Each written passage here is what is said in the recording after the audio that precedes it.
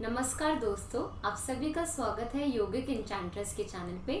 मेरा नाम है सोनिया और मैं पतंजलि से योग एंड आयुर्वेद की स्कॉलर हूँ। तो जैसा कि हम वीडियो 2 में अब बात करेंगे, कंटिन्यू करेंगे जो हमने वीडियो 1 में बात करी। वीडियो 1 में हमने देखा था 5 योगा प्रोस्पेक्ट्स जो कि कॉमनली लिए जाते हैं लोगों के दौरान जो कि अपना योग की पढ़ाई करते हैं। उसके बाद वो एक कॉमन 5 ये पार्ट्स हैं जो कि वो चूज करते हैं। आज हम बात करेंगे 5 अनयूजुअल ऐसे एरियाज एंड ऐसे पार्ट्स जो कि काफी कम स्टूडेंट्स लेते हैं या उनको काफी कम नॉलेज होती है कि ये भी प्रोस्पेक्ट्स हैं, जॉब प्रोस्पेक्ट्स योग साइंस की पढ़ाई करने के बाद।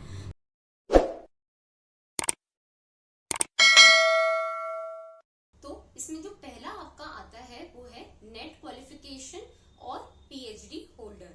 तो जो ये नेट क्वालिफिकेशन है वो साल में 2 बारी इसका एग्जाम होता है, जुलाई दिसंबर में। तो जुलाई और दिसंबर में ये साल में 2 बार एग्जाम कंडक्ट करवाता है यूजीसी एनटीए। तो इसके दौरान जब आप एलिजिबल, आप इसको क्वालिफाई कर लेते हैं नेट एग्जाम को, तो आप ये एग्जाम के बाद आप असिस्टेंट प्रोफेसर बनने के लिए कॉलेज में आप एलिजिबल हो जाते हैं। तो जो भी आप कोर्सेज पढ़ते हैं योगिक साइंस के कॉलेज में, जो टीचर्स होते हैं वो नेट क्वालिफाइड ही होते हैं। नेट क्वालिफिकेशन आपको जो भी कोर्स आता है उसका नेट का काफी वो वास्ट होता है और सारे योगा टॉपिक्स को, अगर मैं योग सब्जेक्ट की बात करूं, वो उसको काफी कवर करता है। इसमें 2 पेपर्स होते हैं, पेपर 1 एंड पेपर 2। पेपर 1 में आपको कॉमन टॉपिक्स आते हैं, जर्नल टॉपिक्स, जीके, आपका रिसर्च एप्टीट्यूड, आपका टीचिंग एप्टीट्यूड। जो सेकंड पेपर होता है पेपर 2, उसमें आपका योग के विषय में, योग को पर्टिकुलरली फोकस करते हुए उसमें आपका सिलेबस आता है। तो मैं नीचे एनटीए की साइट आपको मेंशन कर दूंगी, तो आप वहाँ पे क्लिक करके उसकी एलिजिबिलिटी, उसकी रिक्वायरमेंट्स और form filling dates and timing आप सब कुछ देख सकते हैं। इसके लिए मेन एलिजिबिलिटी आपकी होती है नेट को एग्जाम देने के लिए कि आपके पास मास्टर्स डिग्री होनी इम्पोर्टेंट है। तो masters is the basic degree which is required for net qualification and net के एग्जाम के लिए। सेकेंड आता है आपका पीएचडी। जो पीएचडी होता है वो आप नेट के बाद आप करते हैं। अब एक बारी एनटीए ने एक नया रूल भी निकाला है, आप इस फॉर्म को जरूर देखिएगा, इसको गो थ्रू करना, इसमें कि क्या क्या आप पॉसिबिलिटी है जीआरएफ के लिए, नेट के लिए एंड पीएचडी होल्डर्स के लिए। तो जो पीएचडी होती है वो पीएचडी काफी लॉन्ग पीरियड ऑफ टाइम के लिए होती है। पीएचडी इज द लाइक आपका डॉक्टरेट इन फिलोसफी। तो जो आप पीएचडी करते हैं वो आप अपने सब्जेक्ट में क्वालिफिकेशन या उसमें डॉक्टरेट के लिए करते हैं, जो कि योगिक साइंस है। तो योगिक साइंस में जो पीएचडी है वो आप पीएचडी के दौरान जो भी उसका टाइम होता है उसमें आप कंप्लीट करके आप अपना क्वालिफिकेशन फॉर असिस्टेंट प्रोफेसर बना सकते हैं। कुछ कॉलेजेस में सिर्फ नेट को ही मांगते हैं, और अगर आपके पास पीएचडी है तो वेल एंड गुड, वो प्रेफर करेंगे। पर कुछ कॉलेजेस में वो आपको नेट के साथ पीएचडी भी मांगते हैं एंड साथ ही साथ आपको कुछ साल का एक्सपीरियंस भी होना बहुत जरूरी है। तो these are for higher post, जैसे assistant professor, associate professor in a very good college and institute.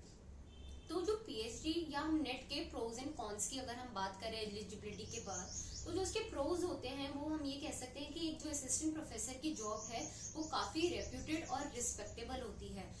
साथ ही साथ आपको एक्सपोजर बहुत अच्छा मिलता है, क्योंकि आपके साथ काफी स्टूडेंट्स, हायर जो स्टैंडर्ड के स्टूडेंट्स होते हैं वो होते हैं, हायर क्लासेस होती हैं। प्लस आपके साथ जो भी आपके कलीग्स होते हैं वो काफी अच्छे होते हैं, क्योंकि वो कोई ना कोई रिसर्च वर्क में बिजी होते हैं, कोई ना कोई पेपर पब्लिश करते रहते हैं। तो जो आपको एक एक्सपोजर मिलता है, प्लस एफडीपीज होती है जो कि फैकल्टी डेवलपमेंट प्रोग्राम्स होते हैं, वो आपकी नॉलेज को कंटिन्यूसली इनहांस करने में बहुत ही सहायता प्रोवाइड करते हैं। फिर उसके बाद जो होता है थर्ड की सैलरी आपको बहुत अच्छी, आपको स्टार्टिंग ही सैलरी आपको 30-40,000 से स्टार्ट होके it can go up to associate professors की इन लैक्स। तो आप सैलरीज की बात करें तो सैलरी भी आपको एक अच्छी amount of good handsome amount of salary आपको मिलती है। देन अगर हम बात करें इसके कॉन्स की, तो कॉन्स में हम ये कह सकते हैं कि जो एक नेट एग्जाम है वो अब काफी डिफिकल्ट होने लगा है। जिस टाइम पे मैंने नेट का एग्जाम दिया था उस टाइम पे भी वो काफी डिफिकल्ट था, पर उससे पहले जब मैंने अपनी टीचर से बात करा था तो जो उन्होंने नेट का एग्जाम दिया था वो इजीली पढ़ के जाते थे, या ना भी पढ़ के जाए उनका क्वालिफाई हो जाता था। पर ये आज के टाइम में दिस इज नॉट पॉसिबल, या आप कैसे लीजिए, ये एक बेवकूफ़ी वाला स्टेप होगा कि आप बिना पढ़े आप नेट देने चले जाएं और आप सोचे कि क्वालिफाई हो जाए। दोस्तों, आपको नेट की एग्जाम को क्वालिफाई करने के लिए आपको काफी मेहनत करनी पड़ेगी, आपको पढ़ना पड़ेगा, क्योंकि जो नेट का एग्जाम है उसका जो कोर्स है, सिलेबस है, वो काफी वास्ट है। और अगर आप देखा जाए जो पीछे के पैटर्न्स हैं, जब से एनटीए ने नेट लिया है तब से थोड़ा सा पैटर्न जो है एग्जाम का वो थोड़ा सा डिफिकल्ट है, हायर लेवल पे आता है। इट इज नॉट कि आप इजीली आप जाओ या आपने सिर्फ योगा आपने एमए करा हो और आप एमए की पढ़ाई से ही आप सोचो कि मैं नेट क्वालिफाई कर दूंगा, ऐसा नहीं है। You have to well see the syllabus, well prepare for the exam and well give the exam as well, क्योंकि आपको इसमें काफी अपनी क्वालिफिकेशंस को, आपको अपनी क्वालिटीज को हाईलाइट करके ही वो एग्जाम देना होगा, तभी आप क्रैक करने की आपकी पॉसिबिलिटी बनेगी। तो जो नेट एग्जाम है वो थोड़ा डिफिकल्ट आता है और आपको उसके लिए प्रिपेयर करना पड़ेगा, अच्छे से टाइम देना पड़ेगा एग्जाम को प्रिपेयर करने के लिए। सेकेंड, अगर हम पीएचडी की बात करें तो पीएचडी में अगर आप कह सकते हैं टाइम ज्यादा लगता है। कई बारी आपको, अगर आप पीएचडी में भी दो होते हैं, full time and part time. अगर आप पार्ट टाइम पीएचडी कर रहे हैं, फुल टाइम पीएचडी की अगर हम पहले बात करें तो फुल टाइम में आपको अपनी टोटल आपका फोकस आपकी पीएचडी पे होता है, तो उसमें आपको टाइम थोड़ा सा, अगर हम देखा जाए, कम लगता है पार्ट टाइम के रिगार्ड में। और पीएचडी अगर आप फुल टाइम कर रहे हैं और अगर आपके पास जेआरएफ है, JRF is junior research fellowship, अगर आपके पास जेआरएफ है तो दैट इज वेरी गुड, क्योंकि जेआरएफ में आपको एक स्टाइपेंड मिलता रहता है जब आप पढ़ाई करते हैं, तो आपको एक बैक ऑफ द माइंड आपको थोड़ी सी सिक्योरिटी रहती है कि ठीक है आप कुछ ना कुछ मनी अर्न कर रहे हैं पढ़ाई करते करते। नहीं तो पीएचडी बहुत टाइम लेती है, कम से कम minimum 3 years to maximum 5 years for full time. तो फुल टाइम में आपको 5-6 years भी लग सकते हैं, इसलिए आपकी एज हो जाती है एक सर्टेन एज जहाँ पे आप सोचते हैं कि नहीं मैं कमाऊँ तो ज्यादा अच्छा है। सेकेंड ऑप्शन आता है आपका yoga teacher in a foreign country. तो अगर आप फॉरेन में सेटल होना चाहते हैं और आप चाहते हैं कि आपका जो वहाँ पे करियर या आपका जॉब रहे वो एज अ योगा इंस्ट्रक्टर रहे, एक एज अ योगा टीचर रहे, तो उसके लिए जो एलिजिबिलिटी होती है वो होता है TTC course which is affiliated and acknowledged by a yoga US yoga alliance school and institution. जो आप क्वालिफाई करने के बाद आपको वो एक RYT का सर्टिफिकेशन प्रोवाइड होता है, जो कि होता है रजिस्टर्ड योगा टीचर। ये जो सर्टिफिकेट होता है वो बहुत इंपॉर्टेंट होता है अगर आप किसी भी फॉरेन इंस्टीट्यूट में आप अप्लाई कर रहे हैं। साथ ही साथ आप जिस भी कंट्री में मूव कर रहे हैं, let's say US, UK, Canada, जो कि कॉमन ऑप्शंस होते हैं, उस कंट्री के क्या क्या रूल्स हैं एक योगा टीचर के लिए, आपको उसको फॉलो करना पड़ेगा, जो कि डिपेंड करता है आप किस कंट्री में मूव कर रहे हैं। जैसे यूएस के रूल्स अलग होंगे, कनाडा के रूल्स अलग होंगे, यूके के रूल्स कुछ अलग होंगे, जो योगा एलिजिबिलिटी उनको चाहिए। एक जो बट RYT का जो सर्टिफिकेट होता है वो आपके कॉमन एलिजिबिलिटी जरूर होता है। साथ ही साथ आपको हो सकता है वो टोफिल का एग्जाम भी देने के लिए कहे, जो कि होता है आपका फॉरेन लैंग्वेज में या इंग्लिश लैंग्वेज में आपका कमांड होना, उसका टेस्ट होता है। साथ ही साथ उसके साथ आपको चाहिए होता है बैंक बैलेंस। ये एलिजिबिलिटी के लिए थोड़ा सा वियर्ड है, बट अगर दोस्तों आपको फॉरेन में सेटल होना है, आपको फॉरेन कंट्री में जाना है जॉब करने के लिए, तो आपके पास एक मिनिमम सेट बैलेंस होना ज़रूरी है, जो कि एक अच्छा खासा हैंडसम अमाउंट होना चाहिए आपके बैंक बैलेंस में, ताकि आप फॉरेन जाने के लिए, योगा का तो सेकेंडरी आता है, फॉरेन जाने के लिए ही आप एलिजिबल हो, वहाँ पे सेटल होने के लिए ही एलिजिबल हो, ताकि आप ये सारे आप पॉइंट्स देख लेना।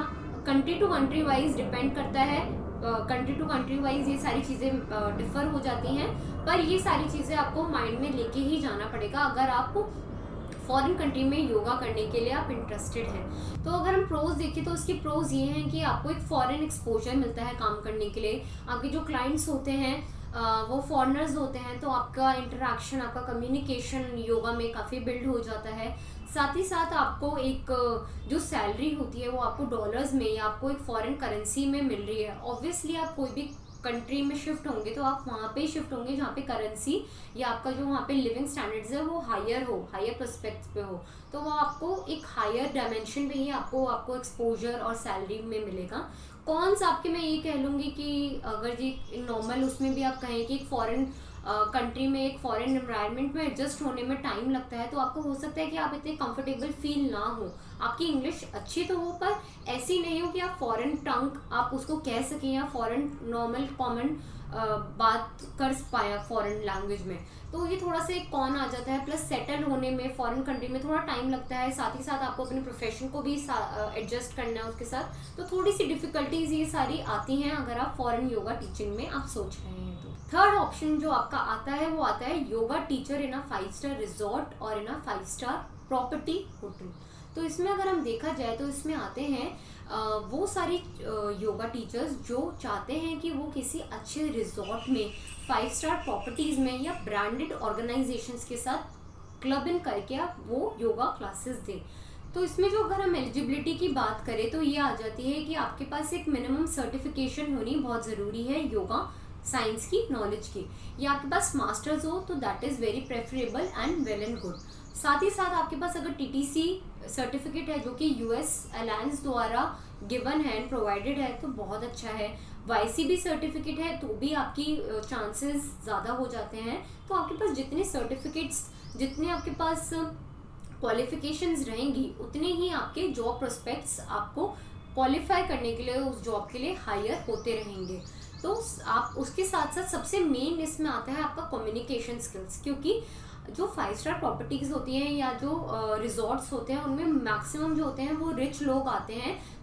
Those are very educated, those are very fluent in their communications, और फॉरेन क्लाइंट्स भी आते हैं, फॉरेनर्स भी आते हैं। तो उनके साथ आपको कम्युनिकेशंस बहुत स्मूथ रहना चाहिए, आपको इजीली अपनी बात उनको कन्वे करनी आनी चाहिए, whether it is a foreign language क्यों नहीं, दैट इज़ इंग्लिश। आपको इंग्लिश कम्युनिकेशंस अच्छे होने चाहिए। तो इसके लिए आपको इंग्लिश कम्युनिकेशंस के साथ साथ आपको योगा नॉलेज की कम्युनिकेशन भी आनी बहुत ज़रूरी है। तो अगर हम इसके प्रोज देखें तो प्रोज आपके ये हैं कि आपको जो अर्निंग है वहाँ पे अच्छी होगी, क्योंकि you are associated with a brand and that too with a 5-स्टार रिजॉर्ट और प्रॉपर्टी, जहाँ पे वो आपको चार्जेस आपकी सर्विस के लिए पर आवर वाइज भी दे सकते हैं, और आपको आपकी क्लासेस के अकॉर्डिंग भी आपको पे पैकेजेस भी प्रोवाइड करते हैं। साथ ही साथ आपको जो एक्सपोजर मिलेगा वो काफ़ी अच्छा और इनरिच्ड होगा, आपको काफ़ी फॉरेन एक्सपोजर वहाँ पे मिलेगा।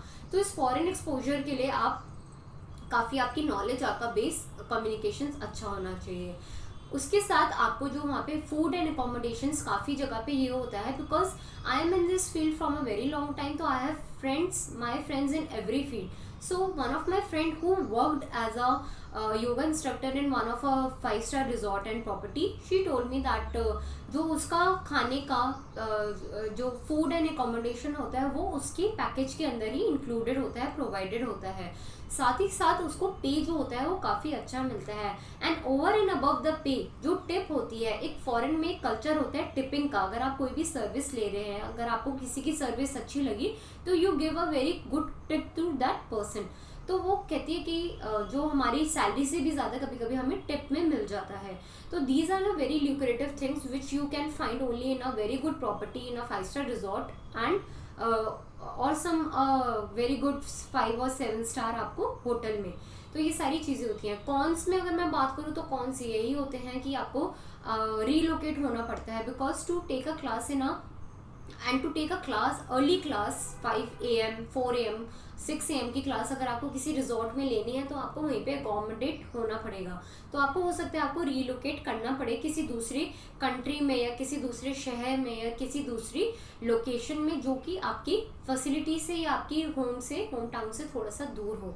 तो मैंने अभी कुछ ही एडवर्टीजमेंट्स देखे थे जो कि योगा इंस्ट्रक्टर्स की डिमांड थी in Abu Dhabi, in Maldives, in Mauritius. तो ऐसे रिजॉर्ट्स जो होते हैं वहाँ पे, क्योंकि वहाँ पे एक्टिविटीज़ काफ़ी लिमिटेड होती है, वहाँ पे यही एक्टिविटीज़ होती है कि आप वाटर एक्टिविटीज़ कर लो, आप फिजिकल एक्टिविटीज़ कर लो। बाकी अगर आप आइलैंड में तो आपके पास लिमिटेड ऑप्शंस होते हैं। तो they prefer and they call for very good yoga instructors, yoga teachers and mainly from India, because Indians का ओरिजिनेटेड है योगा। तो they prefer Indians if you are very good in qualifications and communication, so it is a very good and lucrative job for you to do and have a good exposure in a foreign trip. Fourth option आता है आपके पास to work as a yoga teacher in a freelancing site और as a freelancer yoga teacher. तो जो ये freelancing होती है दोस्तों वो आजकल काफ़ी कॉमन और काफ़ी प्रोग्रेस में है, बिकॉज लोगों को अपनी फ्लेक्सिबिलिटी के साथ साथ उनको जॉब भी करनी पसंद आती है। वो रेगुलरली 9 to 5 वाला सिस्टम फॉलो नहीं करना चाहते एक स्टिपुलेटेड टाइम, तो वो एक एज अ फ्रीलांसर काम करते हैं। जो फ्रीलांसिंग योगा में होता है वो ये होता है कि आप मल्टीपल कंपनीज के साथ एसोसिएट करते हैं और उन कंपनीज को आप एज अपना फ्रीलांसिंग आप एक एज अ अपनी सर्विस प्रोवाइड करते हैं। जैसे कि there are many freelancing sites, Fiverr, Upwork, freelancer, तो इन सब साइट्स पे आपके पास प्रोजेक्ट्स आते हैं जो कि स्टिपुलेटेड टाइम पीरियड के लिए हो सकते हैं। कुछ आवर्स के लिए हो सकते हैं, कुछ मंथ के लिए हो सकते हैं, या कुछ एज अ आपको फ्यू पीरियड ऑफ टाइम के लिए, जैसे 1 महीने के लिए है, फिर आपको 2 महीने का प्रोजेक्ट मिलेगा, या 3 महीने का, या 1 वीक का, या 2 डेज का, ऐसे वो डिफरेंट आपके प्रोजेक्ट्स लिस्टेड होते हैं इन सारी साइट्स पे। तो आप इन सारी साइट्स को चेक कर सकते हैं। उसके अलावा मैं कुछ योगा में पर्टिकुलरली जैसे श्वासा, हीलिंग एंड सूत्रास, उन सब के भी आपको मैं मेंशन करूंगी नाम, जो आप डिस्क्रिप्शन बॉक्स में चेक करके वहाँ पे योगा के देख सकते हैं कि अपॉर्चुनिटीज़ क्या क्या हैं, क्या क्या योगा टीचर्स के लिए वो मांगा गया है। तो एलिजिबिलिटी में यही आता है कि आपके पार्टनर पे बहुत डिपेंड करता है, जो आपका कोलैबोरेटर होता है या आपका फ्रीलांसर जो प्रोवाइडर होता है, कि वो आपको क्या क्वालिफिकेशंस उसको चाहिए कोई भी काम करवाने के लिए, या आपसे वो क्या एक्सपेक्ट करता है कि आप उसको प्रोवाइड करो, ताकि वो आपको जो पेमेंट मेंशन्ड है, जो पे डिसाइड हुए वो आपको दे पाए। तो आप ये चेक कर सकते हैं अपने पार्टनर की रिक्वायरमेंट्स के अकॉर्डिंग। बाकी इसके मैं प्रोज कहूँगी कि इसके काफ़ी प्रोज हैं कि आप अपने टाइम फ्लेक्सिबिलिटी के अनुसार आप काम कर सकते हैं। आप जब आप फ्री हैं आप तब वो काम करके आप प्रोवाइड कर सकते हैं। आपके पास जो भी आप डिफरेंट मल्टीपल कंपनीज के साथ काम एसोसिएट होके आप उनके साथ एक एक्सपीरियंस गेन कर सकते हैं, और इन एसोसिएशन और कोलैबोरेशंस के साथ आप डिफरेंट बेनिफिट्स आप ले सकते हैं। कॉन्स की अगर मैं बात करूँ तो sometimes it is very difficult to pitch an idea to a company, और उस पिच करने के बाद भी आप फाइनल रिजल्ट्स तक आप कैसे पहुंच सकते हैं, या आपको जो आप एक डीलिंग है आप वो कैसे कर सकते हैं। तो थोड़ा कई बार ये टाइम टेकिंग और ट्रिकी हो जाता है। कई बार ऐसा होता है कि आप कोई आइडिया एक फर्म को पिच करते हैं, उसमें वो फर्म आपको रिप्लाई करती है, and then to and fro आपका कम्युनिकेशंस होता है थ्रू मेनी मीटिंग्स, पर उसके बाद भी आपका काम नहीं बनता। That is the biggest loss, because आपका लॉस ऑफ टाइम हुआ है, एनर्जी हुआ है, एंड कहीं ना कहीं आपकी एक्सपेक्टेशंस भी थी कि आपको कुछ वर्क मिल रहा है या आपके पास एक एक्स्ट्रा वर्क आ रहा है, उसका भी स्कोप रह जाता है। तो sometimes it happens that deal doesn't work out, तो this is a biggest con. और फ्रीलांसिंग के उसमें साइट्स में भी ऐसा होता है कि जो फ्रीलांसिंग साइट्स है उसमें काफ़ी लोग पिच करते हैं अपने ideas, there are many bidders. तो आपकी बिडिंग में भी ये होता है कि ऐसा नहीं कि आप सबसे अपना कम प्राइस कोट करो तभी आपको बिड मिलेगा।